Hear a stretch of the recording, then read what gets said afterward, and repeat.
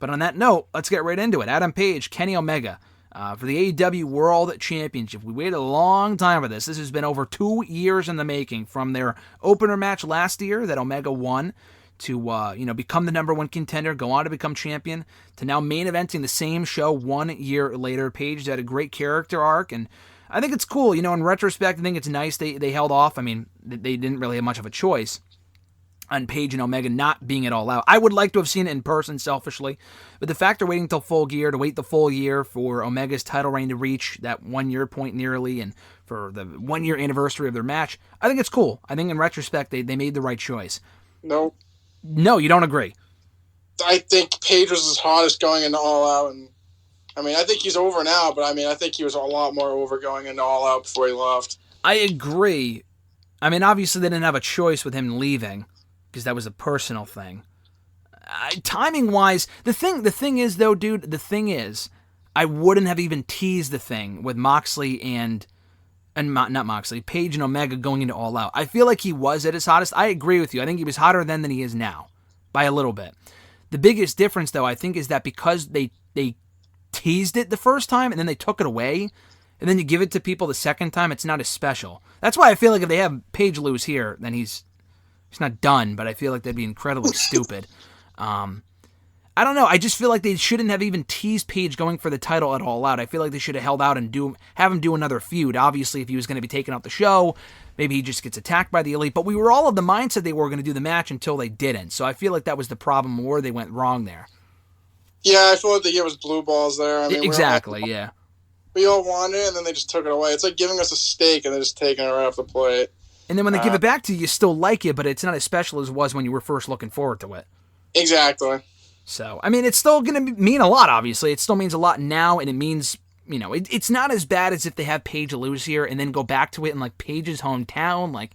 The WWE bookers were coming out of the woodworks this week on Twitter, as far as fans go, saying, oh, you can have Page win and then lose in their hometown, which is coming up in a week or two. Or you can have Page lose and then win it in his hometown, or have him win at the December show. No.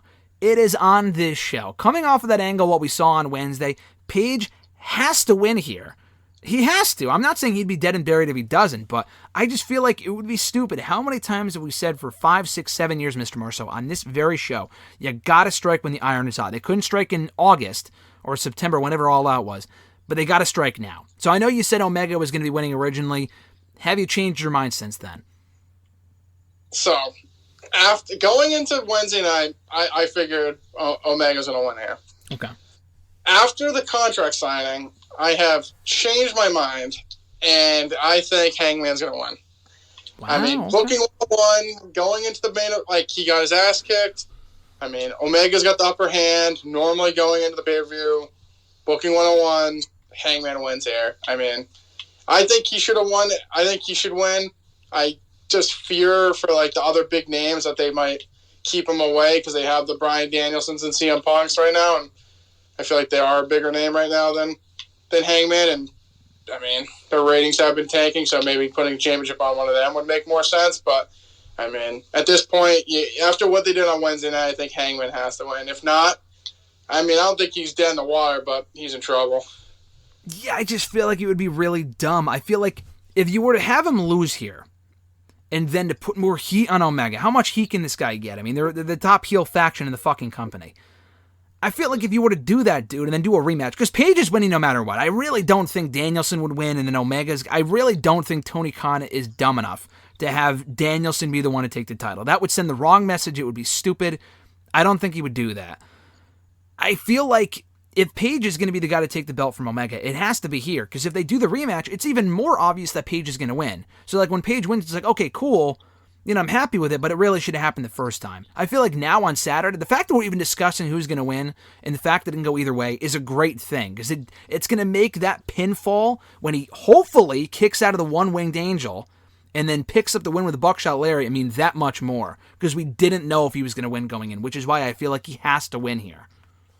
Yeah, definitely the doubt is definitely what makes it more intriguing. Like you said, it makes it more intriguing because you don't know. Normally, sometimes oh, he's definitely gonna win. So yeah, it is special, but it's not as special when it happens. Like, even when Becky Lynch won at WrestleMania 35, like, there was a doubt that, like, Charlotte could win or Ronda Rousey could retain there. I mean, I thought, like, it kind of pointed that Becky was going to win, but, I mean, knowing that, like, Charlotte easily could have won. And, I mean, we thought Sasha was going to win at WrestleMania 32, and they laughed in our face. So, I mean... yeah, I remember that. It is. I do think it's better when, yes, you want the babyface to win, but there is some doubt that the heel could come out and win, and you're worried about that. But, I mean, if he kicks out the one-winged angel and hits him with the buckshot and wins, I mean, I might jump through the movie theater screen. I was going to say, you got to bring an extra pair of pants. He's got to. You got to do it here. If it's not Paige, then who is going to kick out of the one-winged angel? It's the most protected move in all of wrestling. You got to do it here. It has to be on this show.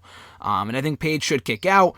No bullshit either. If you want to get the Elite involved a little bit, dude, fine, but I really don't want this to become all about the smoke and mirrors. I don't think anyone should cost Omega the championship. I saw people saying, oh, Adam Cole should cost him the title. Then it becomes about Adam Cole. Like, I feel like Paige's win has got to come clean. If you want to get the Elite inner circle, not Elite, inner circle, but like Elite and the fucking Dark Order bullshit out of the way early, that's fine. Like, what they did with Jericho and MJF at All Out, I thought was perfect as far as like the interference being limited goes.